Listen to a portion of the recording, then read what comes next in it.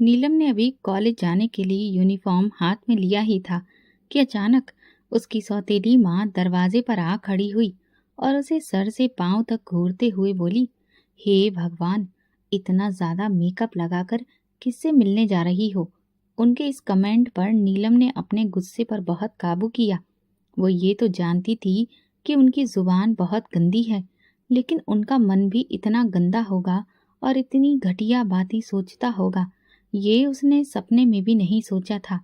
उसने परेशान नजरों से अपनी सौतेली माँ की तरफ देखा और अपने सफेद दुपट्टे को गले के आसपास डालते हुए उनके सामने किया। ये देखिए आंटी, मैंने कोई मेकअप नहीं किया है। अगर किया होता तो आपको नजर आ जाता। वो जानबूझकर उन्हें आंटी कहती थी क्योंकि वो उन्हें माँ कहने लायक नहीं समझती थी। उसकी इस बात पर वो एकदम किसी गंवार औरत की तरह हाथ लहराते हुए बोली, ओहो, बहुत तेज हो तुम। ये वकालत ना किसी और को दिखाना, समझी? 100 बार कहा है सुबह उठते ही किचन संभालो। मैं तेरी और तेरे बाप की कोई नौकरानी नहीं हूँ कि तुम लोगों की खातिरदारी करूं। जी, मैं नाश्ता बना देती हूँ, नीलम बोली। अरे, बड़ा एहसान कर रही है सब पर, बड़ी मेहरबानी, वो नकल उतारते हुए बोली। नीलम ने यूनिफॉर्म उतारकर फेंकी और उनके पास से तेजी से गुजरकर किचन की तरफ गई ताकि उसे और भी बातें सुनने को ना मिले। अभी उसने तवा रखा ही था कि वो दोबारा उसके सिर पर आ खड़ी हुई। सुनो, ये पराठा जरा मुलायम और लच्छेदार बनाना और अच्छे से देसी घी में सेंकना। ये सूखे पराठे मेरे गले से नीचे नहीं उतरते। उसके कानों में सौतेली माँ की जहर भरी आवाज गूंज रही थी, तो उसने हुक्म बजाते हुए सिर हिला दिया। उसने नाश्ता तैयार करके ट्रे में सजाया और सौतेली माँ और पिताजी के सामने रखा। जैसे ही वो दरवाजे की तरफ पलटी, आंटी ने चाय का कप उठाकर जमीन पर दे मारा और बहुत गुस्से में बोली, इसमें चीनी क्या तुम्हारी मरी हुई माँ आकर डालेगी? 100 बार कहा है, चाय में चीनी ना हो तो स्वाद ही नहीं आता। इस बात पर उसके पिता ने हंसते हुए धीरे से कहा, इतनी चीनी तो है चाय में, क्या तुम्हें शुगर की बीमारी करानी है? आंटी गुस्से से उसके पिता की तरफ मुड़ी और घूर कर देखा तो वो चुप हो गए। नीलम अच्छे से जानती थी कि उसके पिता उसके लिए कभी स्टैंड नहीं लेंगे और अब तो उनकी बीमारी की वजह से ये मुमकिन भी नहीं लग रहा था। उसने चुपचाप चाय के टूटे कप के टुकड़े उठाए और बाहर निकल आई। वो जानती थी कि अगर उसने कुछ बोला तो बेइज्जती और मार दोनों झेलनी पड़ेंगी। अपनी आंखों में आए आंसू उसने पी लिए और फिर चाय का नया कप खूब चीनी डालकर तैयार किया। आंटी को देने के बाद जब उसने घड़ी देखी तो उसके चेहरे का रंग उड़ गया। कॉलेज जाने में देर हो चुकी थी। वो जल्दी जल्दी यूनिफॉर्म पहनने लगी। बिना बाल कंघी किए जल्दी से सैंडल पहनी और बाहर निकली ही थी कि आंटी की कटीली आवाज ने उसे रोक लिया। कहाँ जा रही हो मैडम? आंटी ने पुकारा। कॉलेज जा रही हूँ आंटी, नीलम ने दबी आवाज में जवाब दिया। आंटी ने नकल उतारते हुए कहा, कॉलेज जा रही हूँ आंटी, और ये बर्तन तेरी अम्मा धोएगी। पहले बर्तन धो, फिर जहाँ जाना है जा। नीलम अपनी मरी हुई माँ और अपने चरित्र पर ऐसी बातें सुनकर बहुत ही शर्मिंदा हो गई। ऐसी घटिया बातें सुनकर वो मुश्किल बोली, मैं लेट हो जाऊंगी आंटी। तो क्या हुआ, ये काम ज्यादा जरूरी है, वो तीखे लहजे में बोली। नीलम के पास कोई चारा नहीं था। अंदर जाकर उसने जल्दी जल्दी बर्तन धोए और फिर तेजी से बाहर निकली। सड़क पार करते हुए वो बार बार घड़ी देख रही थी। वो 10 मिनट लेट हो चुकी थी। उसे कॉलेज के चौकीदार की गंदी नजर याद आई तो वो घबराई। उसके पूरे बदन में झुरझुरी सी दौड़ गई।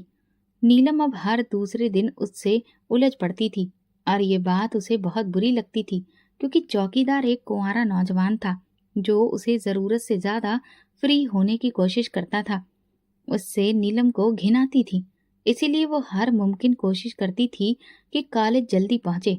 मगर आंटी रोज सुबह नाश्ते में ऐसी फरमाइशें करती थी कि देर हो ही जाती थी।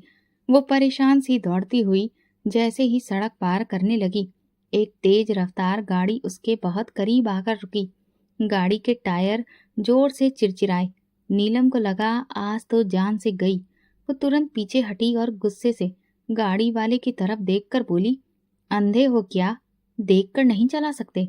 गाड़ी का दरवाजा खुला और उसमें से 6 फुट लंबा तगड़ा आदमी उतरा। चौड़ा सीना, फौजी कटबाल, हल्की दाढ़ी, कलाई पर चमड़े की घड़ी और हाथों की उंगलियों की उभरी नसें उसकी ताकत बयां कर रही थी। वो तेजी से उसकी तरफ बढ़ा। उसका बॉक्सर जैसा शरीर देखकर नीलम के दिल की धड़कनें तेज हो गईं। तुम्हें रोड क्रॉस करने की तमीज नहीं है या किसी ने सिखाया ही नहीं है? उसकी नीली आंखें गुस्से से भरी थीं। नीलम घबरा गई, मगर जल्दी ही संभल गई। वो उन लड़कियों में से नहीं थी जो इतनी जल्दी डर जाएं। मुझे तमीज आती है, लेकिन लगता है आपको गाड़ी चलानी नहीं आती, नीलम ने तुनक कर कहा। उसके टी शर्ट से झांकते मसल्स में हरकत हुई। तुम एक पागल लड़की हो, सड़क के बीच चल रही हो। क्या गाड़ी वाले फुटपाथ पर चले? ऊपर से मुंह जोरी भी करती हो। कभी गाड़ी देखी नहीं, इसीलिए इसे हवाई जहाज समझकर चलाते हो। नीलम बोली। क्या मतलब है तुम्हारा? तुम क्या बचपन से मेरे साथ पली बड़ी हो, जो मेरे बारे में बिना जाने कुछ भी बोले जा रही हो? कुछ शक्ल देखकर अंदाजा हो ही जाता है कि कौन कितने पानी में है। वो कंधे उचकाते हुए बोली। उसकी हल्की सांवली रंगत पर गुस्सा छलक आया। वो कुछ और कहने ही वाला था कि नीलम चुपचाप जाने लगी। तभी वो थोड़ा लड़खड़ाई और नीचे देखा तो उसकी सैंडल टूट चुकी थी। हे भगवान! ये कहती हुई वो तुरंत ही धड़ाम से जमीन पर बैठ गई। पागल लड़की, वो बहुत ही ऊंची आवाज में बोला। और फिर अपनी गाड़ी में बैठकर निकलते हुए उसने जोर से हॉर्न मारा। शीशा नीचे करके बोला, दूसरों को जज करने से अगर फुर्सत मिले तो अपने सैंडल मजबूत पहन लिया करो, ताकि सड़क पर इस तरह से डगमगाती ना फिरो। ये कहकर वो उसका मजाक उड़ाते हुए मुस्कुराया और गाड़ी लेकर चला गया। नीलम ने गुस्से से अपनी पलकों को समेटा और उसकी गाड़ी का नंबर नोट कर लिया। उसने जल्दी ही दिल में ठान लिया था कि इस बदतमीज इंसान की शिकायत वो थाने में जाकर जरूर करेगी। कॉलेज के बाद नीलम सीधा पुलिस स्टेशन पहुंची। अंदर दाखिल होते ही उसने एक पुलिस कांस्टेबल से कहा, मुझे एक शिकायत दर्ज करानी है। कांस्टेबल ने जरूरी नजर डाली और फिर बेमन से बोला, अभी तो एसपी साहब ही कंप्लेंट दर्ज कर रहे हैं, उनके पास जाओ। नीलम झटके से गाड़ी का नंबर हाथ में पकड़े एसपी के दफ्तर पहुंची। दरवाजा खोलकर अंदर दाखिल हुई तो वहां एक एसपी सर झुकाए हुए किसी फाइल पर कुछ लिख रहे थे। सीने पर लगी नेम प्लेट पर उसका नाम सिद्धार्थ दर्ज था। वो गुस्से में बोली, सर, मुझे एक क्रिमिनल की शिकायत दर्ज करानी है। उसने आज सुबह मुझे जानबूझकर टक्कर मारी। नीलम ने गुस्से से कहा। एसपी सिद्धार्थ ने जैसे ही धीरे धीरे सिर उठाया, नीलम की नजरें उसके चेहरे पर पड़ी तो उसका चेहरा सफेद पड़ गया। वो वही इंसान था, वही बदतमीज आदमी जिससे उसकी सुबह झड़प हुई थी। एसपी सिद्धार्थ ने सख्त नजरों से नीलम को देखा, बॉल पेन मेज पर पटका और कमर कुर्सी से लगाते हुए बोला, तो वो आदमी बदतमीज और क्रिमिनल है? कोई क्रिमिनल रिकॉर्ड बता सकती हैं उसका? मुझे बहुत खुशी होगी उस पर एफआईआर दर्ज करके। नीलम घबरा गई, जल्दी में कुछ ज्यादा बोल गई थी, वो भी उसी के लिए जो कि सामने ही बैठा था। वो बस टक्कर हुई थी, नीलम ने घबराकर कहा। सिद्धार्थ ने तंजिया मुस्कान लबों पर सजाते हुए कहा, तो क्या सिर्फ टक्कर से कोई क्रिमिनल बन जाता है? तुमने तो बहुत बड़ा इल्जाम लगा दिया। नहीं नहीं, टक्कर नहीं हुई थी, कुछ भी नहीं हुआ था, मैं चलती हूँ। वो जैसे ही खड़ी हुई, एसपी सिद्धार्थ सख्त नजरों से देखकर बोला, ऐसे कैसे चली जाओगी? अब तो ये बात साबित करनी पड़ेगी तुम्हें। नीलम बोल पड़ी, मुझे रिपोर्ट नहीं लिखवानी, मैं जा रही हूँ। जैसे ही वो जाने लगी, सिद्धार्थ ने सख्त लहजे में कहा, बैठो। नीलम के कदम वहीं रुक गए। उसी पल दरवाजा खुला और एक सीनियर अफसर अंदर दाखिल हुआ। एसपी सिद्धार्थ ने फौरन उठकर उन्हें सलाम किया। अफसर ने नीलम की तरफ देखा। क्या बात है बेटा, क्या प्रॉब्लम है? नीलम घबरा गई। मुझे कंप्लेंट करनी थी, लेकिन अब नहीं करनी, अफसर ने नरमी से कहा। बेटा, अगर कोई प्रॉब्लम है तो बेफिक्र होकर बताओ।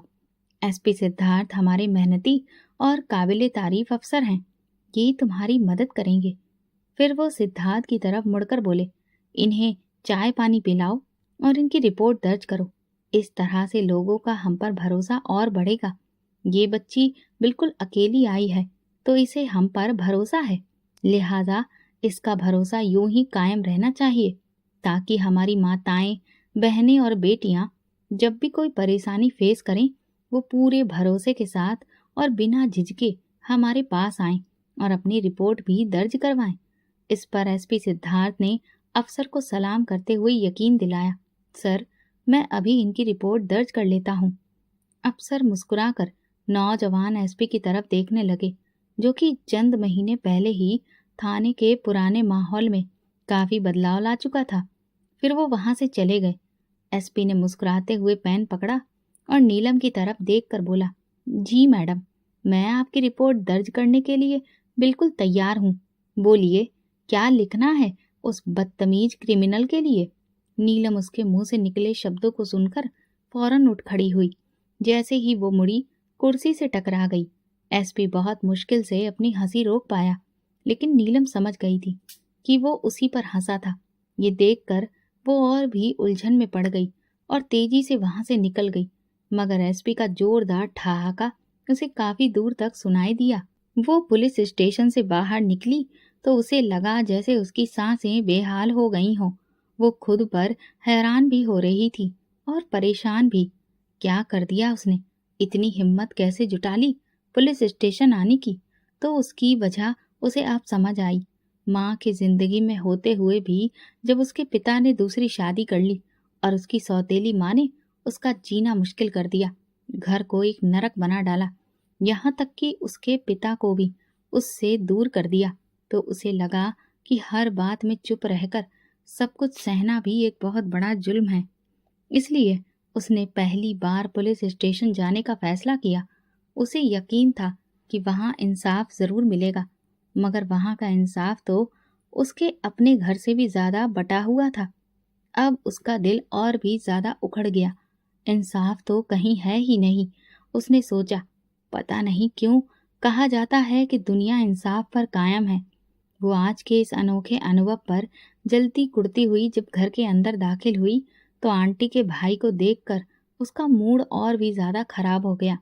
गगन एक नंबर का आवारा और बेशर्म इंसान था। आंटी का भाई होने के नाते उसे घर में आने की पूरी खुली छूट मिली हुई थी, जिसका वो बखूबी नाजायज फायदा उठाता था। जब तक वो घर में होता, नीलम को अपनी इज्जत को लेकर बहुत ज्यादा खतरा महसूस होता था। उसने कई बार अपने पिता से इस खतरे का इजहार किया कि आंटी से कहिए कि वो अपने भाई को यहाँ आने से मना करें, लेकिन पिता की बात की अहमियत आंटी के सामने थी ही कब। वो उनके आदेश मानती ही नहीं थी, और जब अपने ही घर की दीवारें और दरवाजे मजबूत ना हो तो फिर गंदगी को अंदर आने से कौन रोक सकता है। पिता की इस कमजोरी ने उसकी जिंदगी को हद से ज्यादा खतरे में डाल दिया था। यही वजह थी कि गगन जब चाहे आ धमकता और उसकी शिकारी आंखें हमेशा नीलम पर टिकी रहती थी। वो उसकी मौजूदगी में भी कभी अपने कमरे से बाहर नहीं निकलती थी, मगर आज अभी उसे घर में देखकर वो एकदम से चौंक गई थी। घर में बिल्कुल सन्नाटा पसरा था। इसका एक ही मतलब था कि आंटी इस वक्त घर पर नहीं थी, वरना अगर वो घर पर होती तो अपने भाई के साथ ऊंची ऊंची आवाजों में गपशप कर रही होती। वो तुरंत सतर्क हो गई। जब उसने गगन के चेहरे पर एक घिनौनी मुस्कुराहट देखी तो उसे नजरअंदाज करते हुए सीधा अपने कमरे की ओर बढ़ गई, लेकिन गगन उसका रास्ता रोक कर खड़ा हो गया। कहाँ जा रही हो प्यारी नीलम? उसने पीले पीले दांत निकालकर पूछा। नीलम ने गहरी सांस ली और फिर सख्ती से कहा, गगन, मेरे रास्ते से हटो। वो अजीब से अंदाज में मुस्कुराकर बोला, तुम मुझे नजरअंदाज कर रही हो? ये तुम्हें बहुत महंगा पड़ सकता है। नीलम ने गुस्से से उसकी तरफ देखा, मगर खुद को काबू में रखते हुए सोचा, अगर इस वक्त मैंने जुबान खोल दी तो हालात और ज्यादा बिगड़ सकते हैं, क्योंकि आंटी भी घर पर नहीं है और उसके पिता इस वक्त कुछ नहीं कर सकते। दवाइयां लेने के बाद वो तो गहरी नींद में सो जाते थे और फिर उन्हें दुनिया जहान की कोई होश ही नहीं रहती थी। इसलिए उसने अपना लहजा बदला और धीरे से कहा, मैं नजरअंदाज नहीं कर रही हूँ, बस मेरे सिर में दर्द है। मैं गोली ला दूं या तुम्हारा सिर दबा दूं? जो तुम आदेश करो। वो बड़े ही फिल्मी अंदाज में बोला, तो नीलम ने शुक्रिया कहकर भागते हुए कमरे की तरफ दौड़ लगा दी और तेजी से दरवाजा बंद कर लिया। उसके दिल की धड़कन तेज हो चुकी थी। मगर उसके चेहरे पर गुस्से और बेबसी के मिले जुले भाव थे। गगन की बात उसके दिमाग में हथौड़े की तरह बज रही थी। बकरे की माँ कब तक खैर मनाएगी? एक दिन तुम्हें मेरी झोली में आकर गिरना है। नीलम ने तकिया उठाकर बेड पर दे मारा और खिड़की के पास जाकर गहरी सांसें लेने लगी। हे भगवान, कब तक मैं इस मुसीबत को झेलती रहूंगी? उसने खुद से ये बात कही। आंटी की गैर मौजूदगी में गगन का इस तरह से खुलकर उसके सामने आ जाना ये खुला इशारा था कि वो अपनी हद से आगे बढ़ने वाला है।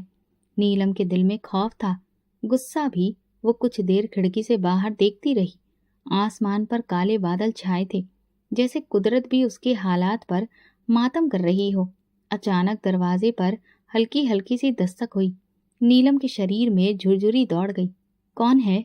वो हकलाकर बोली। नीलम, प्लीज यार दरवाजा खोलो। गगन की आवाज थी। अब मैं इतना भी बुरा नहीं हूँ। नीलम ने मुट्ठियां सख्ती से बंद कर ली। गगन, बेहतर होगा कि तुम यहाँ से चले जाओ, उसने सख्त लहजे में कहा। नीलम, ऐसे क्यों कर रही हो? मैं तुम्हें अपना बनाने आया हूँ, जबरदस्ती नहीं कर रहा। मान जाओ तो सब अच्छा हो जाएगा। गगन के लहजे में मक्कारी भरी हुई थी। नीलम का गुस्सा हद पार कर गया। तुम्हें समझ में नहीं आता? मैं तुमसे नफरत करती हूँ। मेरे रास्ते से हट जाओ वरना। वो रुकी। गगन हंस दिया। वरना क्या? पुलिस को बुलाओगी? तो ये शौक भी पूरा कर लो। उसकी आवाज जहर से भरी थी। नीलम ने दांत पीसते हुए कहा, तुम जैसे घटिया लोगों की सोच बस इतनी ही है। गगन ने फिर दरवाजा बजाया। अरे मुझसे चिढ़ती क्यों हो? बाहर आओ, तुमसे जरूरी बात करनी है। नीलम का सब्र जवाब दे गया। वो चिल्लाकर बोली, मुझे तुमसे कोई जरूरी बात नहीं करनी। बेहतर होगा तुम यहाँ से चले जाओ और जब घर पर आंटी हुआ करें तो उन्हीं की मौजूदगी में आया करो। तो वो घटिया लहजे में बोला, अरे उनकी मौजूदगी में भी आ जाऊंगा। तुम उनकी मौजूदगी में भी मुझसे नहीं बच सकती। नीलम, जिद छोड़ दो। मैं तुम्हारे भले के लिए कह रहा हूँ। तुम्हें क्या लगता है तुम इनकार करोगी तो मैं पीछे हट जाऊंगा? उसके लहजे में धमकी साफ झलक रही थी। नीलम ने बिना एक पल गंवाए दरवाजे को लॉक लगा दिया। तुम जितनी मर्जी कोशिश कर लो, मैं कभी तुम्हारी नहीं बनूंगी। ये मेरा आखिरी फैसला है, उसने दो टूक लहजे में कहा। गगन कुछ पल खामोश रहा, फिर गुस्से से बोला, देखते हैं तुम्हारा ये फैसला कब तक कायम रहता है। फिर वो वहां से चला गया या नहीं, नीलम को नहीं पता, मगर नीलम बहुत थक चुकी थी। उसने दीवार से टेक लगा ली। उसका दिल जोर जोर से धड़क रहा था। वो जानती थी कि मामला इतनी आसानी से खत्म नहीं होने वाला। उसका सामना एक ऐसे दरिंदे से था जो अपनी बात मनवाने के लिए किसी भी हद तक जा सकता था। काश काश माँ आप जल्दी ना चली जाती। अपनी माँ को याद करते हुए उसकी आंखें आंसुओं से भर आईं। लेकिन उसने जल्दी ही अपनी किताब खोली, क्योंकि उसके मन में ये बात कहीं पर अटक गई थी कि उसकी सारी मुश्किलों का हल सिर्फ और सिर्फ पढ़ाई है। लेकिन नीलम की जिंदगी में तूफानों की कमी नहीं थी। उसके मन में एक बात अटक गई थी, वो जल्द से जल्द कॉलेज की पढ़ाई पूरी करके नौकरी कर लेगी। मगर वो नहीं जानती थी कि कॉलेज की पढ़ाई के दौरान उसकी जिंदगी किस तरह के तूफान में घिर जाएगी। एक दिन कॉलेज के फंक्शन में इलाके के एक बहुत ही मशहूर राजनेता विक्रम शेखावत को चीफ गेस्ट के तौर पर बुलाया गया था। नीलम को कार्यक्रम में मेजबानी के लिए सबसे आगे रखा गया था, मगर विक्रम शेखावत माइक पर खड़ी इस खूबसूरत सी लड़की पर फिदा हो गया। अभी प्रोग्राम जारी ही था कि विक्रम ने कॉलेज के प्रिंसिपल से उसका नाम पूछा। प्रिंसिपल एकदम से चौंक गई, क्योंकि वो विक्रम की आंखों में छुपी हुई हवस देख चुकी थी। लेकिन वो ये भी जानती थी कि अब उस लड़की को रोक नहीं सकती, क्योंकि जिस चीज पर विक्रम शेखावत की नजर पड़ जाती है उसे बर्बाद होने से कोई नहीं रोक सकता। विक्रम ने प्रिंसिपल से कहा, इस लड़की को अपने दफ्तर में बुलाइए, मुझे उससे कुछ बात करनी है। प्रिंसिपल ने नरमी से कहा, अभी तो वो प्रोग्राम ही होस्ट कर रही है, फंक्शन खत्म हो जाए तो मैं आपकी मुलाकात अरेंज करवा देती हूँ। विक्रम की आंखों में एकदम से गुस्सा आ गया और वो बढ़कर बोला, मैं कोई इतना खाली आदमी नहीं हूँ कि तुम्हारे फंक्शन के खत्म होने तक यहाँ पर बैठा रहूं। मुझे 100 काम होते हैं और जितना कहा है उतना करो। प्रिंसिपल ने जी हुजूरी करते हुए फौरन वहां से उठकर नीलम को बैक स्टेज बुलवाया और उसे अपने साथ प्रिंसिपल ऑफिस चलने को कहा। नीलम हैरान हुई, लेकिन प्रिंसिपल को इनकार करने की हिम्मत ना कर सकी और फिर उनके साथ ऑफिस पहुंची। नीलम ने हौले से पूछा, मैम सब ठीक है? प्रिंसिपल मुस्कुराते हुए बोली, तुम बहुत खुशकिस्मत हो, विक्रम शेखावत तुमसे बात करना चाहते हैं। नीलम अभी कुछ कहने ही वाली थी कि विक्रम ऑफिस में दाखिल हुआ तो वो सीधी होकर खड़ी हो गई। प्रिंसिपल ने विक्रम के इशारे पर कमरा छोड़ दिया। नीलम ने सोचा शायद ये कॉलेज के फंक्शन या फिर किसी चैरिटी वेलफेयर के मामले पर बात करना चाह रहे हैं, लेकिन जल्दी ही उसकी गलतफहमी दूर हो गई और उसे अच्छे से अंदाजा हो गया कि विक्रम का मकसद कुछ और है। विक्रम ने मुस्कुराते हुए कहा, आओ नीलम, मेरे पास बैठो। उसने अपने साथ सोफे पर बैठने का इशारा किया तो नीलम झिझक गई। अरे क्या सोच रही हो? वहां स्टेज पर तो पटर पटर बोल रही थी, मेरे पास खड़ी हुई तो चुप हो? अरे भाई, दो बातें हमसे भी कर लो। हाँ, खा थोड़ी ना जाऊंगा तुम्हें।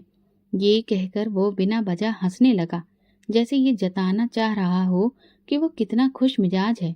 मगर नीलम बेचारी बेबस हो गई और सामने वाले सोफे पर सिकुड़ कर बैठ गई।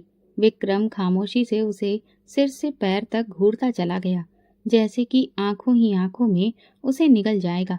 ऐसे में नीलम की बेचैनी बढ़ती चली गई कि अचानक विक्रम ने उसकी तारीफें करना शुरू कर दिया। तुम जितनी खूबसूरत हो उतनी ही तुम्हारी आवाज में भी जादू है। तुम्हारा मासूम चेहरा देखकर यकीन मानो मेरा तो दिल खुश हो गया। लेकिन विक्रम भी बहुत चालाक आदमी था। वो तुरंत ही जान गया कि नीलम को उसकी किसी भी बात में कोई दिलचस्पी नहीं है। शायद ये उन लड़कियों में से नहीं थी जो बहुत प्रैक्टिकल सोच रखती है। तो उसने एकदम से अपना पैंतरा बदला। पढ़ाई पूरी करने के बाद तुम्हारा क्या इरादा है? विक्रम ने पूछा। तो नीलम ने झिझकते हुए कहा, नौकरी का सोचा है। इस पर विक्रम हंस पड़ा। उसने एक जोरदार ठहाका लगाया। अरे तुम्हें नौकरी की क्या जरूरत? तुम तो दिलों पर राज करने के लिए पैदा हुई हो। तुम्हारे लिए तो कोई भी महल खड़ा कर सकता है, बस तुम्हारी मर्जी होनी चाहिए। नीलम को अपने गालों पर अचानक से गरम गरम तपिश महसूस हुई। उसके कान भी लाल होने लगे और हथेलियों में पसीना आ गया। उसे अचानक अपनी आंटी का भाई गगन याद आ गया, जो ऐसे ही मक्कारी भरी बातें करता था। वो बुरी तरह से घबराने लगी और वहां से उठना चाहती थी कि अचानक इस बीच एसपी सिद्धार्थ कमरे में दाखिल हुआ। उसे देखकर नीलम के चेहरे का रंग उड़ गया, मगर एसपी को देखकर विक्रम एकदम से संभल गया। हाँ भाई एसपी, क्या बात है? सर, सिक्योरिटी वार्निंग का मैसेज आया है। आपको फौरन एक जगह पहुंचाने के ऑर्डर मिले हैं। वो हाथ बांधकर अपनी ड्यूटी भरे अंदाज में बोला, मगर कनखियों से उसने नीलम की तरफ देखा, जिसके चेहरे पर खौफ था। विक्रम थोड़ा नर्वस हुआ। नीलम के सामने वो खुद को मजबूत दिखाने की कोशिश कर रहा था। उसने एसपी से कहा, ठीक है, मैं अभी आता हूँ, आप बाहर जाएं। मगर उससे पहले कि सिद्धार्थ बाहर निकलता, नीलम फौरन खड़ी हो गई और बोली, मुझे इजाजत दीजिए। विक्रम ने अपनी जेब से विजिटिंग कार्ड निकाला और नीलम की तरफ बढ़ाया। ये लो, इस पर मेरा नंबर लिखा है, मुझे कॉल जरूर करना। नीलम ने ठंडे लहजे में कहा, मेरे पास मोबाइल नहीं है। उसके उखड़े लहजे को सिद्धार्थ ने महसूस किया और नजर उठाकर नीलम की तरफ देखा। उसे लगा जैसे ये लड़की बाकी लड़कियों से बहुत अलग है, जो किसी के स्टेटस से प्रभावित होना नहीं जानती। लेकिन विक्रम नीलम की बात सुनकर मुस्कुरा दिया। मोबाइल का इंतजाम हो जाएगा और आज ही होगा, तुम फिक्र मत करो। नीलम ने अब वहां और रुकना ठीक नहीं समझा और तुरंत ऑफिस से बाहर निकल गई। उसका दिल तेजी से धड़क रहा था, लेकिन अब की बार दिल धड़कने की वजह एसपी सिद्धार्थ था, जिसे वो दोबारा से देख गई। ये तो उसने सोचा ही नहीं था। कॉलेज का फंक्शन खत्म होते ही वो उलझे दिमाग के साथ बाहर निकली थी कि अचानक एक काले शीशे वाली गाड़ी उसके करीब आकर रुकी। दरवाजा खुला और अंदर बैठे एक यूनिफॉर्म पहने आदमी ने नरमी से कहा, मैडम, विक्रम साहब आपसे चंद मिनट बात करना चाहते हैं। नीलम एकदम पलटी। उसकी आंखों में परेशानी सी उभर आई। कौन कौन विक्रम साहब? विक्रम शेखावत के नाम पर नीलम के चेहरे पर उलझन के एक्सप्रेशन दिखने लगे। वो जानती थी कि विक्रम जरूरत से ज्यादा उसमें दिलचस्पी ले रहा है, मगर वो किसी भी हाल में उससे मिलने के लिए तैयार नहीं थी। नीलम ने सख्त लहजे में जवाब दिया, मुझे किसी से कोई बात नहीं करनी, रास्ता दीजिए। आदमी के चेहरे पर नरमी के बावजूद आंखों में एक अजीब सी धमकी झलक रही थी। ये आपकी सलामती के लिए है मैडम, आप इनकार करके हालात को अपने खिलाफ ना करें। उसकी बात सुनते ही नीलम का शरीर एकदम से लड़खड़ा गया। वो पीछे हटने ही लगी थी कि तभी किसी का भारी और सख्त लहजे में उसे आवाज सुनाई दी।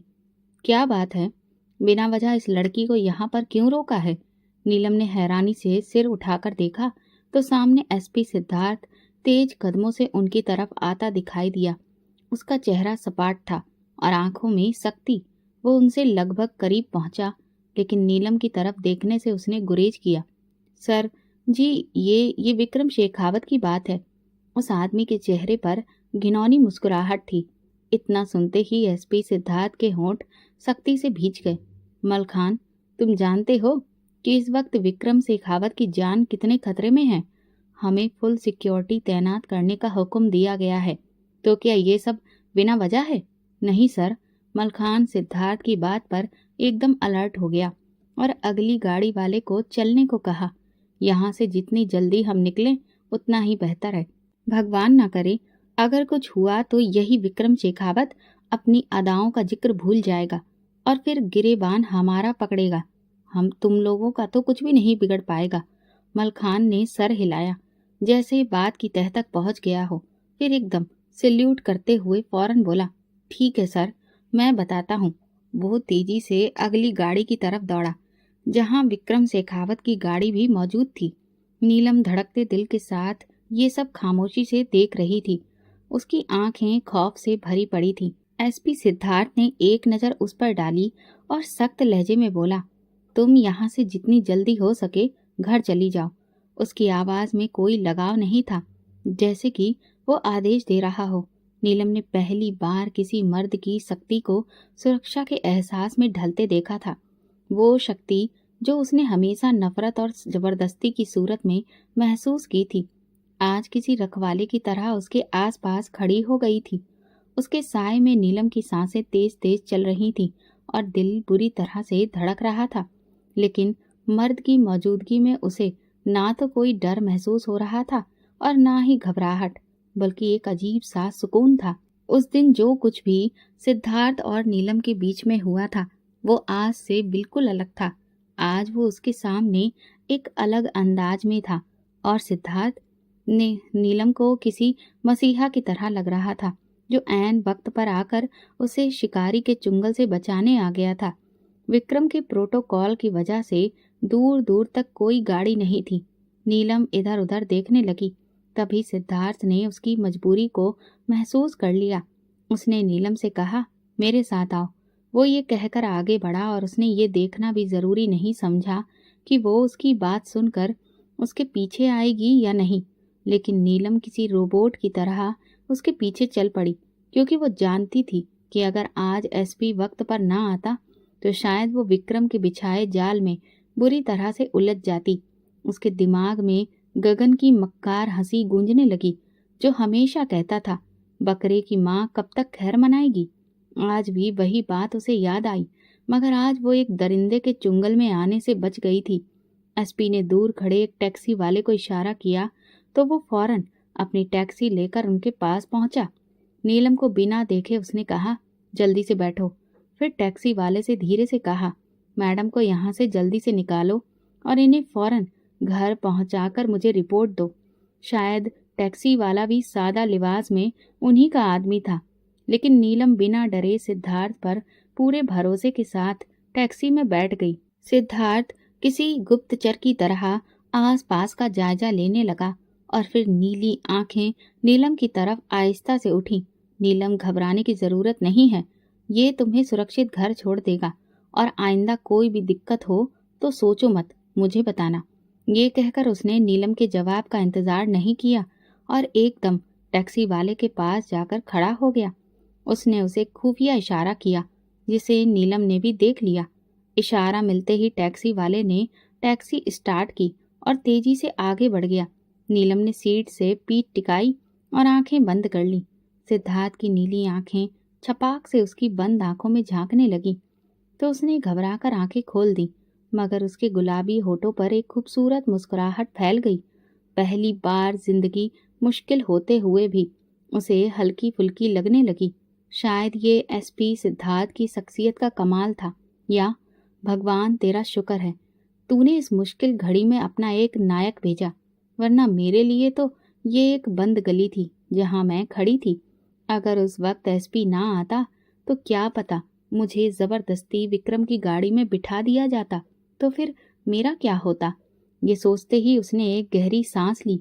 आए दिन अखबारों में वो ऐसी खबरें पढ़ती रहती थी जिनमें लड़कियों के साथ गलत होता था और फिर उन्हें सड़क पर फेंक दिया जाता था।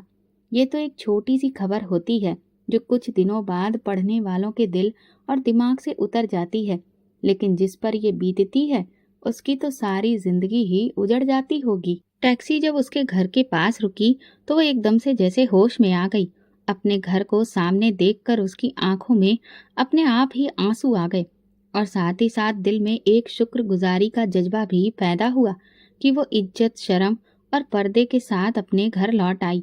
उसने अपना बैग खोलकर उसमें से पैसे निकाल ही रही थी कि टैक्सी वाले ने कहा, एसपी साहब पैसे दे चुके हैं, और ये कहकर उसने टैक्सी आगे बढ़ा दी तो नीलम ने पैसे अपनी मुट्ठी में बंद कर लिए और घर के अंदर दाखिल हो गई। नीलम जैसे ही घर पहुंची, आंटी ने फौरन उस पर सवालों की बौछार कर दी। ये आज टैक्सी में क्यों आई हो और टैक्सी वाले से क्या बातें कर रही थी? नीलम ने थका हारा सा जवाब दिया, आज कॉलेज रोड की तरफ से हड़ताल थी तो इसीलिए रिक्शा की जगह टैक्सी ले ली। उसका दिल चाहा कि वो सच सच बता दे, लेकिन उसने खामोश रहना ही ठीक समझा। आंटी ने फिर से एक जहरीली मुस्कुराहट के साथ कहा, अच्छा, लेकिन ख्याल रखना कहीं किसी टैक्सी वाले के साथ घुलना मिलना ना हो जाए। नीलम ने गुस्से से उनकी तरफ देखा और खामोश रही। अचानक दरवाजे पर दस्तक हुई तो आंटी ने एकदम से जाकर दरवाजा खोला। सामने एक शख्स खड़ा था, हाथ में खूबसूरत गिफ्ट का बैग पकड़े हुए। नीलम मैडम घर पहुंच गई हैं, उसने सवाल किया। आंटी ने हैरानी से उसकी तरफ देखा और पूछा, आप कौन हैं और नीलम मैडम के बारे में पूछने का क्या मकसद है? ये नीलम मैडम के लिए है, विक्रम साहब ने भिजवाया है, उस आदमी ने जवाब दिया। विक्रम साहब? आंटी ने हैरानी से कहा, ये कौन है? आपसे गुजारिश है ये नीलम जी तक पहुंचा दीजिए, वो अच्छी तरह उन्हें जानती हैं, उस आदमी ने जवाब दिया। नीलम ने दरवाजे के पीछे से ये सब सुना था। उसका दिल बुरी तरह से धड़कने लगा। वो फौरन से आगे आई और गुस्से से कहा, देखिए, मैं किसी भी विक्रम को नहीं जानती, मुझे गिफ्ट नहीं चाहिए। बेहतर होगा आप ये वापस ले जाएं और उन्हें बताएं कि दोबारा इस तरह की कोई चीज हमारे घर ना भेजें। लेकिन एकदम से आंटी ने उस आदमी के हाथ से वो गिफ्ट झपट लिया तो वो आदमी मुस्कुराता हुआ वहां से चला गया। नीलम को आंटी की इस हरकत पर बहुत गुस्सा आया और वो उन पर बिगड़ गई। क्या जरूरत थी आपको ये गिफ्ट लेने की? लेकिन आंटी नीलम की बात अनसुनी करते हुए गिफ्ट का पैकेट खोल रही थी और जैसे ही उनकी नजर मोबाइल पर पड़ी तो उनकी आंखें बड़ी बड़ी फैल गईं। अरे, ये कितना महंगा मोबाइल है, लगता है किसी बहुत ही अमीर आदमी ने भिजवाया है। अरे वाह, तुमने तो काफी ऊंचा हाथ मारा है लड़की। उनकी बात सुनकर नीलम सिर हिलाते हुए बोली, कभी तो सोच समझकर बोला करिए आंटी, क्या बाजारी जुबान इस्तेमाल करती रहती हैं आप? ये वापस कर दें। अरे नीलम, थोड़ी सी दुनियादारी सीखो। अगर खुशहाली हमारे दरवाजे पर दस्तक दे रही है तो शुक्र करो। अरे मेरे भाई गगन में क्या रखा है, ना तो कोई ढंग से काम काज करता है और ना ही वो पैसे वाला है। अगर ये अमीर आदमी तुमसे शादी कर ले तो हम सबके बारे न्यारे हो जाएंगे। नीलम उनकी बातें सुनकर गम और गुस्से से भर गई। वो उन्हें जताना चाहती थी कि ना तो उसे गगन में कोई दिलचस्पी है और ना ही विक्रम में, लेकिन वो जानती थी कि ये बातें इस लालची औरत को समझाने का कोई फायदा नहीं। वो अपने कमरे में आ गई। अचानक मोबाइल की रिंगटोन बजी। आंटी ने फौरन मोबाइल उठाया और कॉल कान से लगाई। दूसरी तरफ विक्रम की खुशी से भरी आवाज गूंजी तो आंटी एकदम से इठलाकर बोली, मैं नीलम की माँ बात कर रही हूँ।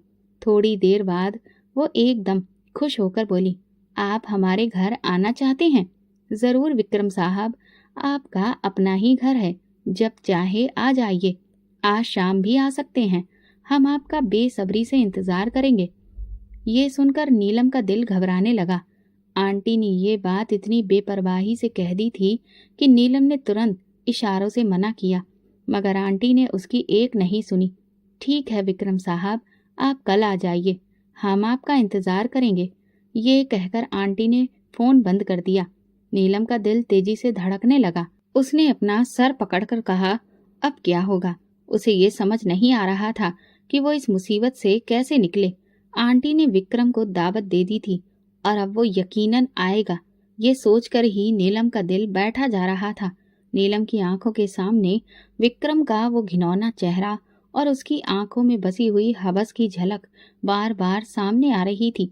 काश उसकी किसी सहेली का घर होता तो वो इस दौरान उसके घर चली जाती।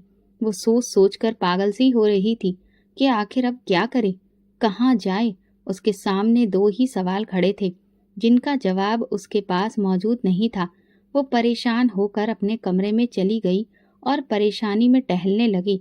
उसके दिल में एक ही ख्याल घूम रहा था, जो सब उसके घर तक मालूम कर सकता है, उसके घर वालों को गिफ्ट देकर अपनी जेब में कर सकता है।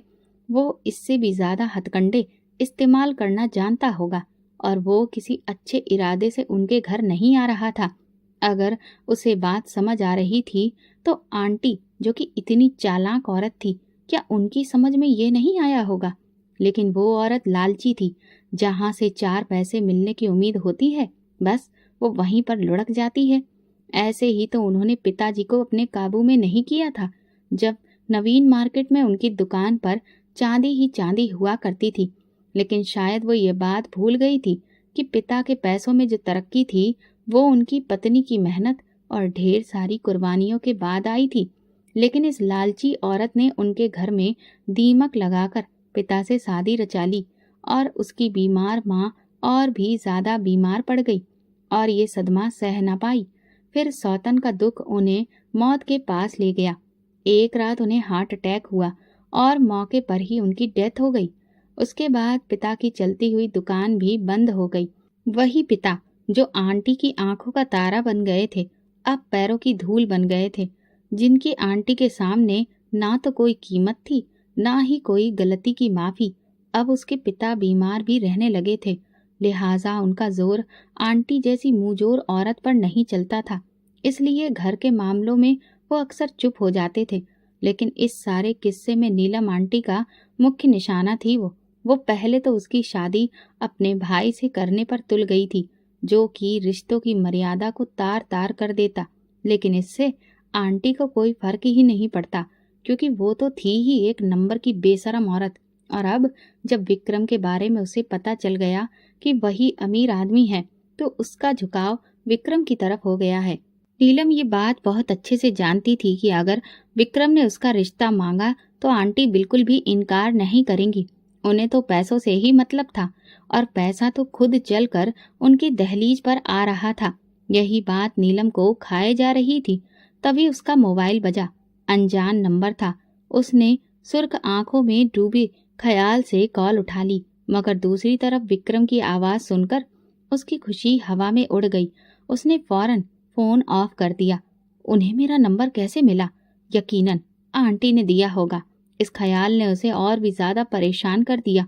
विक्रम अगले दिन ही नीलम के घर आया था। उसकी आंखों में बसी बनी हुई हवस जो थी वो साफ झलक रही थी। वो यहाँ पर नीलम का हाथ मांगने आया था और उसे इस बात का पूरा भरोसा था कि उसकी ताकत, पैसे और रुतबे के आगे कोई भी इनकार करने की हिम्मत नहीं करेगा। वो पूरी गुरूर के साथ उनके ड्राइंग रूम में आकर बैठा, लेकिन उसकी भूखी निगाहें नीलम को ढूंढ रही थी। आंटी तो विक्रम के आगे पीछे घूम घूम कर मरी ही जा रही थी उनका तो बस नहीं चल रहा था कि ऐसे ही नीलम का हाथ विक्रम के हाथ में देकर उसे विदा कर दे। जैसे ही विक्रम ने नीलम का रिश्ता मांगा, आंटी ने तुरंत मंजूर कर लिया। लेकिन उन दोनों के अरमानों पर पानी तब फिरा जब नीलम एकदम से ड्राइंग रूम में आकर विक्रम के मुंह पर ही इनकार कर गई। आंटी इस इनकार पर बौखला गई थी, जबकि विक्रम का चेहरा गुस्से से लाल हो गया। ये लड़की कैसे इनकार कर सकती है, वो सोच रहा था। ये इनकार उसकी इज्जत पर एक करारा वार था। उसे अपना इरादा नाकाम होता महसूस हुआ। उसने तो सोचा था कि नीलम को शादी के नाम पर फंसा लेगा और फिर कुछ दिन उसके साथ अय्याशी करके उसे छोड़ देगा, लेकिन यहाँ तो वो उसके साए से भी दूर भाग रही थी। फिर आगे चुनाव भी आने वाला था। वो ऐसा कोई घोटाला नहीं चाहता था जिससे उसकी चुनावी छवि पर असर पड़े, लेकिन दिल था कि नीलम के लिए बेकरार होता जा रहा था। अब उसे ये नजर आ रहा था कि ये घी सीधी उंगली से नहीं निकलेगा, लिहाजा उसने उंगलियां टेढ़ी करने की कोशिश की। वो नीलम के घर के हालात देख चुका था। वो बहुत ही गरीब घर से ताल्लुक रखती थी, इसलिए उसके खिलाफ उठकर बोलने की हिम्मत किसी में नहीं होगी। आज उसने शादी का इरादा पीछे कर दिया और अपने आदमियों को ऑर्डर दिया कि नीलम को अगवा कर लो। एक रात नीलम अपने कमरे में सो रही थी जब उसकी आंखें अचानक किसी आवाज से खुली। कुछ अनजान लोग चुपके से उसके कमरे में दाखिल हुए। इससे पहले कि वो कुछ समझ पाती, उन्होंने उसके मुंह पर हाथ रख दिया ताकि वो चीख न पाए। वो खुद को छुड़ाने लगी, मगर उसकी कोशिशें कमजोर पड़ गईं। विक्रम के लोग उसे गाड़ी में डालकर कोठी पर ले गए। घबराहट और डर की शिद्दत से उसका दिल फटा जा रहा था। वो बुरी तरह से सिहरने लगी। तभी वहां ड्यूटी पर मौजूद एसपी सिद्धार्थ के कान खड़े हो गए। वो फौरन अपने गार्ड रूम से बाहर निकला और ये देखकर उसके पैरों तले से जमीन खिसक गई जब उसने देखा कि विक्रम के खास आदमी नीलम को बाजू से पकड़कर घसीटते हुए अंदर कोठी में ले जा रहे थे। वो जानता था कि कोठी के अंदर जब लड़कियां जाती हैं तो फिर विक्रम के कमरे और बिस्तर की रौनक बनने के बाद ही बाहर निकलती हैं और फिर किसी के काबिल नहीं रहती। वो नीलम को विक्रम की हवस का शिकार नहीं बनने देगा, क्योंकि कहीं न कहीं दिल के अंदर एक खामोश मोहब्बत का आगाज हो चुका था और नीलम के नाम का दिया जल रहा था। उसने अपने चारों जवानों की तरफ देखा। मुझे इस लड़की को बचाना है, तुम लोग तैयार हो? उन्होंने फौरन सिर हिला दिया, इससे पहले कि विक्रम नीलम की इज्जत तार तार कर देता। एसपी सिद्धार्थ अपने साथियों के साथ उसके सिर पर पहुंच गया। उसके खिलाफ काफी सारे सबूत वो लोग पहले से ही इकट्ठा कर चुके थे। उन्होंने वारंट दिखाकर विक्रम को गिरफ्तार कर लिया। विक्रम काफी दहाड़ा। उसने अपनी ताकत दिखाने की खूब कोशिश की, लेकिन एसपी के सामने उसकी एक न चली। उसे थाने की तरफ ले जाया गया। सिद्धार्थ नीलम के पास आया, जो कोने में खड़ी कांप रही थी। ये तीसरी बार था जब सिद्धार्थ उसे बचाने के लिए किसी फरिश्ते की तरह वहां मौजूद था। वो दौड़कर उसके सीने से लगकर रोने लगी। उसके खुले बाल उसकी कमर पर बिखर चुके थे और उसका बदन धीरे धीरे तप रहा था। सिद्धार्थ ने उसके बालों पर थपकी दी और उसे खुद से अलग किया। तुम सुरक्षित हो, रो क्यों रही हो? लेकिन हर बार मैं कैसे सुरक्षित रह सकती हूँ? मैं हूं ना।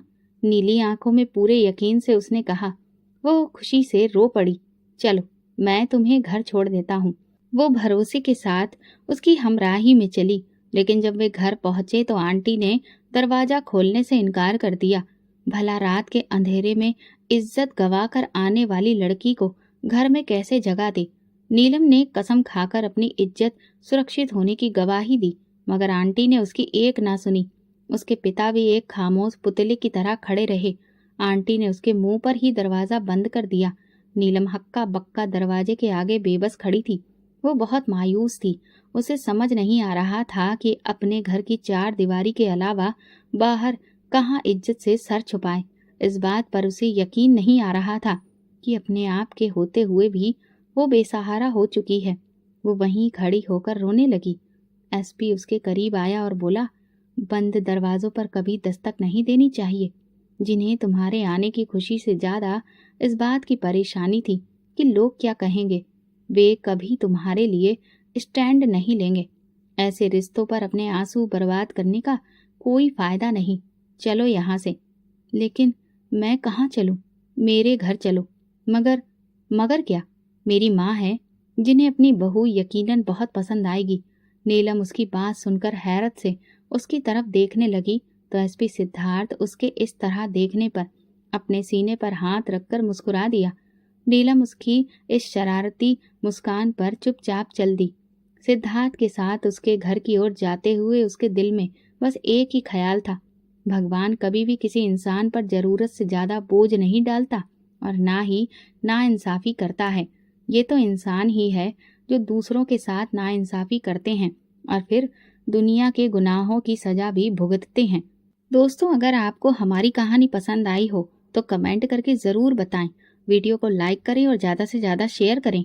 अगर आप चैनल पर नए हैं तो सब्सक्राइब जरूर करें और नोटिफिकेशन बेल को दबाएं ताकि अगली अपडेट सबसे पहले आपको मिले।